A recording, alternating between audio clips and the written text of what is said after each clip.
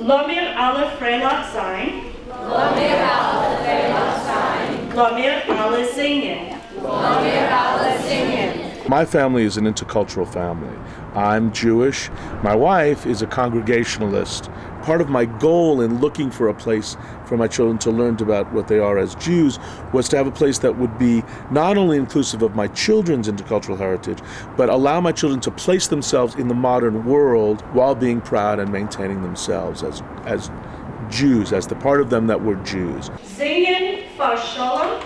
Singen for Sholem. Singing for peace. Singen for Bräut. Singen for Bräut. My husband is a secular Protestant. I have been raised a secular Jew. As a child, I had attempted some Reform Jewish education, and it really wasn't very satisfying. And so I was hoping to find something that would help inform my children of their part of their heritage and history. Boyen a morgen. Boyen a morgen. Building a tomorrow or a future. On Hass und on Neut. On Hass und on Neut. Without hatred or need. My kids are fourth-generation secular Jews. I grew up in New York in the Bronx. There was a lot of Yiddish around. My grandparents spoke Yiddish and English and would oftentimes lapse into Yiddish. And there was also a very strong sense of social justice, social activism that was very much embedded in my being a Jew. I feel obligated to my parents, my grandparents, to make sure that my kids know that they're Jews.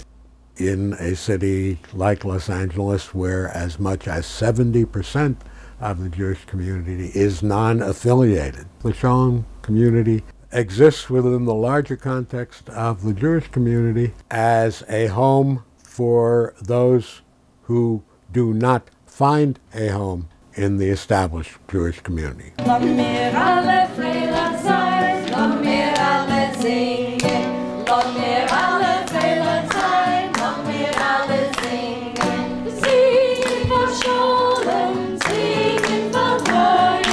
Boyen am Morgen und Hass und Neut. I don't know how old I was. I know I was a little kid. And I went there, I think, for 9 years as a student. I think the thing that I really appreciated as a young person and as an adult is the sense that, yes, as Jews, we have struggles, and so do other people. And we are connected to other people in a variety of ways. And one of the ways that we can feel that connection is really by knowing who we are and really celebrating who we are as Jewish people. And rather than that being something that separates us from others, but is something that allows us to connect more deeply.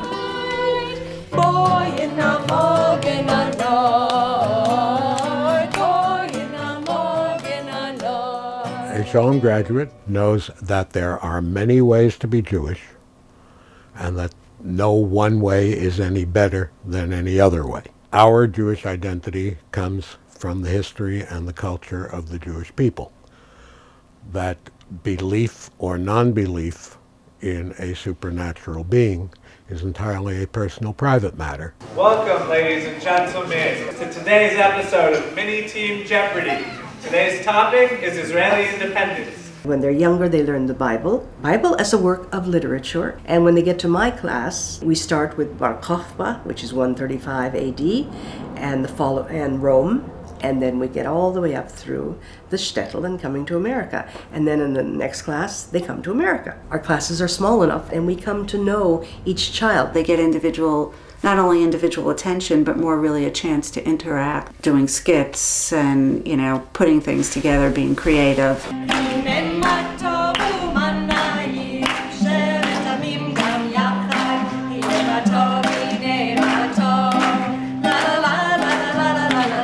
Teach songs from Jewish culture in Yiddish, in Ladino, in Hebrew, in English.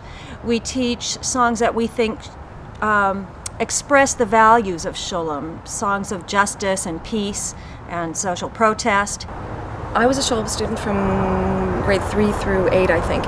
And my strongest memories of Sholem is the singing, is the music. When we do songs that have a historical setting, we encourage discussion of the songs. They often become means of curriculum teaching. That was good. You guys learned that chorus really well. We are essentially the Yiddish teachers at Sholem. We sing songs that have very basic Yiddish vocabulary. We use songs that are very simple, like Bulbus, which they learn the days of the week.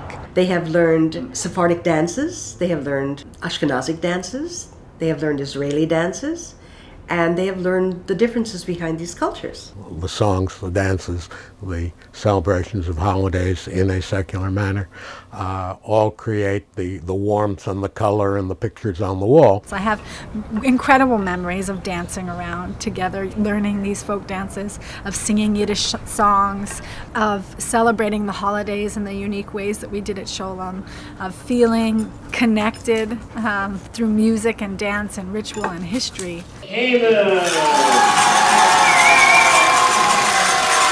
The curriculum was always based in how to rediscover what the holidays meant in contemporary terms, leaving the relationship with the deity, the supernatural, to each individual family, and social action. We need a union to have power. We need a union to survive. The social activism that is part and parcel of Sholem is one of the most gratifying aspects, to directly redress some of the wrongs that are out there. We are doing book drives. We are collecting school supplies for public schools in poor communities. We went to rallies. We participated in sit-ins. Everybody needs shelter, and so we make little houses.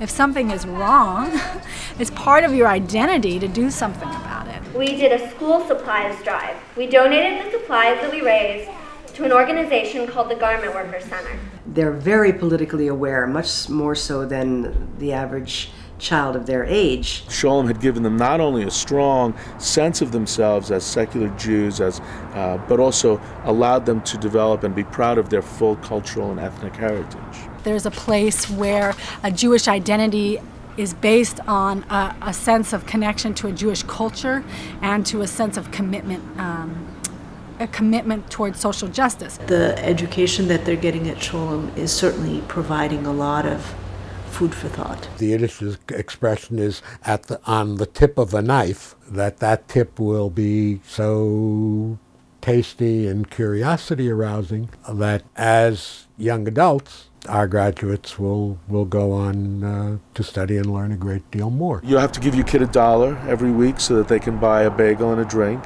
Very important. And we do have good bagels. Not as good as H&H in New York, but they're good bagels.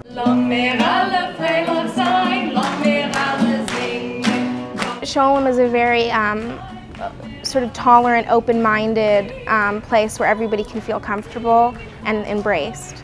It's helped shape me. Like, my knowledge of history is much larger than most people I know who just go to public school and don't have this private education. It's just such a huge experience in, I think, a child's life, and it has definitely helped to form me. It's really helped me to become the person that I am today, and it's given me a lot of opportunity to do things that I wouldn't have been able to do if I hadn't gone to Sholem. I've learned a lot, and it really helps when you have individuals who are very intelligent, very eloquent, and understand what's going on in the world and know that they want to help. And you know, I kind of see that, and that's something that I, you know, when I was a little kid, I was like, well, that's what I want to try and do when I grow up. Sholem hasn't necessarily influenced so much who I want to be, but they've influenced me in the sense that if I want to be somebody, I just do it. Standing by the wall.